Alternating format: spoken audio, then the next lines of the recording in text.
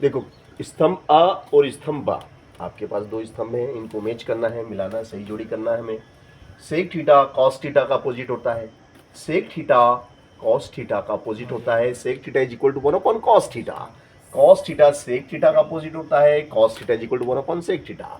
Ten theta is equal to sine theta upon cos theta.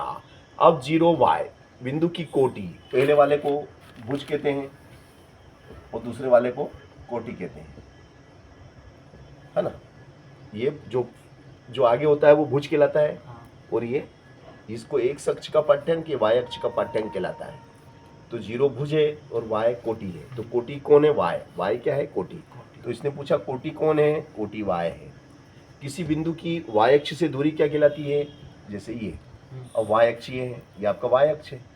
अब इधर गए तो इससे दूरी, मान लो इससे दूरी है, इस बिंदु P की दूरी यहाँ से यहाँ तक की दूरी 5 है। तो ये क्या है?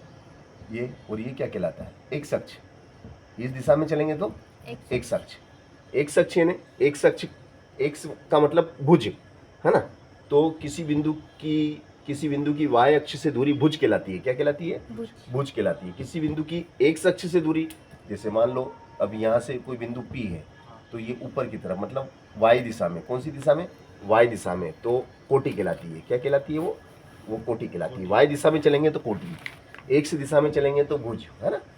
तो इस प्रकार से आप देख लो आपकी कितनी सही जोड़ी है, और मैंने जो बताया आपका रिजल्ट वही बना, है ना। तो 6 नंबर में से किसके 6 में से 6 आते हैं और किसके कम आते हैं, गलत है, 4 सही है ना। 2 गलत है ना।